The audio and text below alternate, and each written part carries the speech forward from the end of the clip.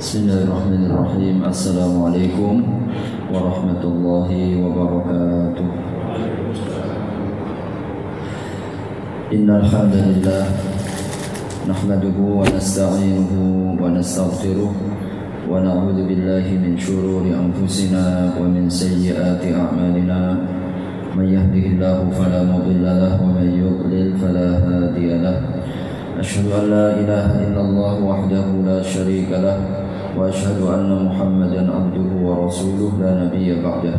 Allahumma salli ala nabiyyina Muhammadin wa ala alihi wa sahbihi wa sallim ajma'in. Amma ba'du. Alhamdulillah, pertama-tama marilah kita panjatkan puji serta syukur kehadirat Allah Subhanahu wa taala yang mana pada kesempatan malam hari ini kita hadir dalam majelis ilmu. Mudah-mudahan Allah limpahkan keberkahan serta ilmu yang bermanfaat. Salam dan salawat tidak lupa mari kita sampaikan kepada Nabi Allah Muhammad sallallahu alaihi wasallam, keluarga, para sahabat serta seluruh umatnya hingga akhir zaman.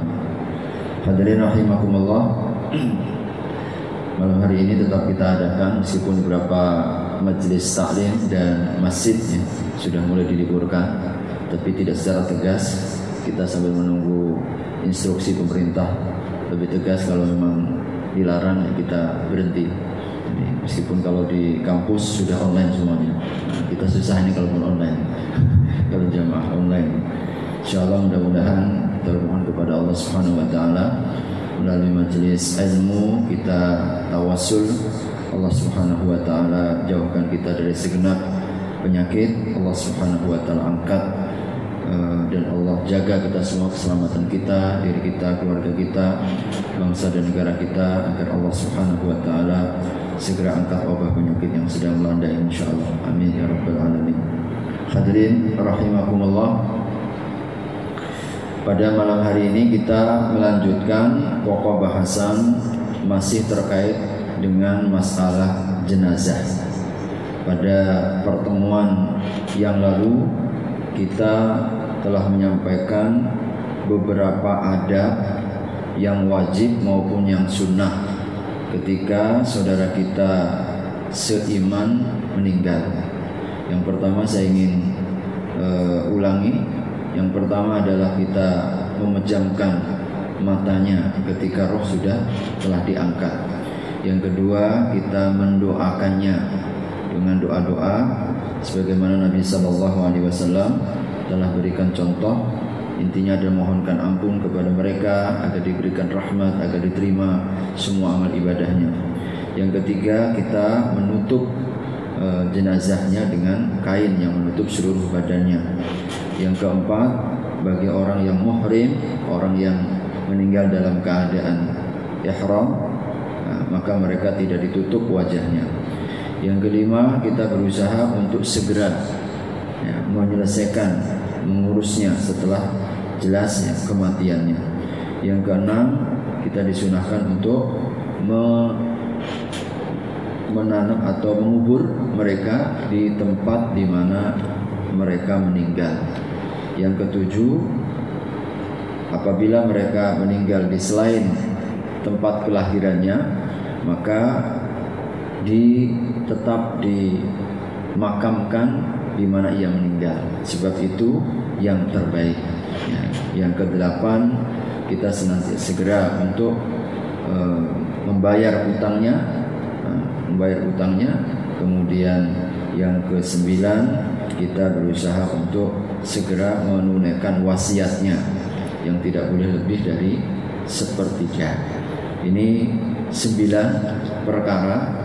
Apabila kita, saudara kita, kerabat kita, atau mungkin siapapun kaum muslimin dan juga muslimat ketika sudah meninggal, apabila sudah jelas meninggalnya.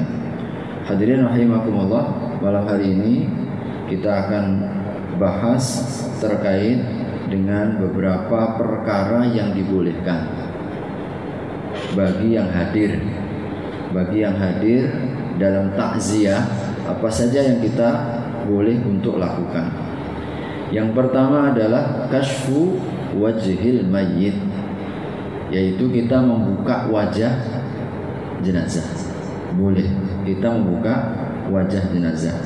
Yang kedua, takbiluhu, boleh menciumnya. Boleh. Yang ketiga, boleh kita juga menangis. Al-buka'u alaihi bidam'il ain, tapi hanya air mata saja. Jadi tetesan air mata saja. Boleh menangis kalau kita tidak mampu untuk kita bendung. Bagaimana hukum tangisan?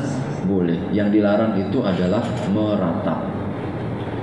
Beberapa hadis Rasulullah SAW sebagaimana dalam riwayat Jabir bin Abdullah radhiyallahu anhu qala lamma usiba abi yauma Uhudin, ketika ayahandaku termasuk di antara syahid dalam perang Uhud, faja'altu akshifu thawba an wajhihi, maka aku kemudian membuka kain yang menutup wajahnya, wa abki, dan aku menangis, wa ja'alu yanhaunani, lalu mereka kemudian melarangku, wa Rasulullah sallallahu alaihi wasallam la yanhani, sedang Rasul tidak melarangku.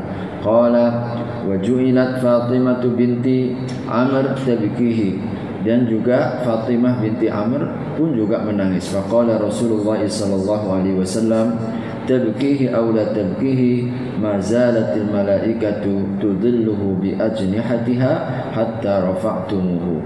Engkau menangis atau engkau tidak menangis, maka malaikat akan senantiasa menaunginya dengan sayap-sayapnya hingga kalian angkat jenazahnya. Rawahul Bukhari, diriwayatkan oleh Imam Bukhari 2383. Jadi hadis ini yang menunjukkan bahwa tangisan atau kita menangis karena jenazah, ini sesuatu yang masih ditoleransi. Sebab itu ya manusiawi, ada rasa kesedihan, ada perasaan yang tidak bisa dibendung. Maka dalam keadaan seperti itu masih ditoleransi. Jadi tangisan kasih sayang dan tangisan iba. Tetapi yang dilarang adalah ketika mulai meratap. Meratap itu adalah menangis dengan mengeluarkan suara yang kuat. Jadi suara, apalagi kalau disertai dengan sikap gerakan-gerakan, apakah mungkin meraung atau mungkin memukul dan lain sebagainya. Nah, itu yang dilarang oleh Nabi sallallahu alaihi wasallam. An Aisyah radhiyallahu anha, dari Aisyah radhiyallahu anha qalat aqbala Abu Bakar radhiyallahu anhu ala farasihi min maskanihi hatta nazala fadakhala masjid. Adalah Abu Bakar As-Siddiq radhiyallahu anhu, segera beliau menunggangi kudanya dari rumahnya hingga kemudian beliau turun. Fadakhalal masjid, lalu kemudian masuk ke dalam masjid. Wa Umar yukallimun nas, sedang Umar membicarai manusia. Falam yukallimun nas hatta dakhala, dan Abu Bakar As-Siddiq tidaklah membicarai manusia sehingga masuk ala Aisyah radhiyallahu anha, kepada Aisyah radhiyallahu anha. Fatayammama an-nabiyyu wa huwa musabbih bi burdatin habrah, maka kemudian menuju Nabi, sedang Nabi sallallahu alaihi wasallam musajja, sudah tertutup dengan kain. Ini ketika Nabi wafat. Abu Bakar As-Siddiq beliau langsung menuju kamar Aisyah. Fakashafa an wajhihi, maka kemudian Abu Bakar membuka wajah Nabi. Tsumma akabba alaihi, kemudian beliau memeluknya. Akabba itu artinya menuju sambil merebahkan badannya begitu. Faqabbala baina ainaihi, lalu kemudian beliau mencium di antara dua matanya. Tsumma baka, kemudian beliau menangis. Abu Bakar menangis. Faqala bi abi anta wa ummi ya nabi Allah. Jadi bi abi anta wa ummi ya nabi Allah. Ini ungkapan-ungkapan orang Arab ya. Jadi semacam bukan sumpah demi ayah dan ibuku, tidak, tetapi sebuah ungkapan yang menunjukkan bahwasanya menguatkan ya. Demi ayah dan ibuku ya Nabi Allah, wahai nabinya Allah, la yajma'u 'alaika mautataini, sungguh Allah tidak akan pernah mengumpulkan kepadamu dua kematian. Ammal mautatul ula allati kutibat laka faqad mittaha, Adapun kematian yang pertama ini Allah telah tuliskan, Allah telah gariskan. Wa fi riwayatin, dan dalam riwayat yang lain, laqad mittal mautatal lati la tamutu ba'daha. Dalam riwayat yang disebutkan bahwa engkau telah meninggal. Jadi kematian yang tidak akan ada lagi kematian berikutnya.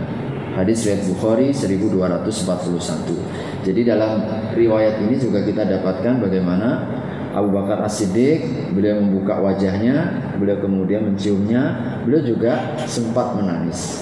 Maka ini semua sesuatu yang manusiawi dan ditoleransi, boleh ya. Kemudian hadis yang ketiga, an Aisyah radhiyallahu anha anna Nabiy sallallahu alaihi wasallam qabbala Utsman ibnu Mad'un wa huwa mayyit. Adalah Nabi sallallahu alaihi wasallam mencium Utsman bin Mad'un sedang dia telah meninggal. Wa huwa yabki, sedang Nabi menangis. Au qala ainahu tadrifan, kedua matanya berderai air mata. Qabbala Rasulullah sallallahu alaihi wasallam Utsman bin Mad'un, dalam riwayat Ibnu Majah adalah Rasulullah mencium Utsman bin Mad'un wa huwa mayyit, sedang beliau setelah meninggal. Fa ka'anni anzuru ila dumu'ihi tasilu ala khaddaihi, hingga aku kemudian seakan melihat aliran dari air matanya membasahi kedua pipi Nabi. Nah, ini juga menunjukkan bahwasanya tangisan kepada mayit ini sesuatu yang ditoleransi. Jadi berdasarkan hadis ini, jadi 3 hal yang utama bagi orang yang hadir ketika takziah itu yang boleh dilakukan adalah boleh membuka wajahnya, boleh kemudian juga menciumnya, boleh juga kemudian apabila tidak lagi mampu untuk dibendung menangis, tetapi tangisan yang hanya berupa tetesan air mata, tidak sampai keluar suara.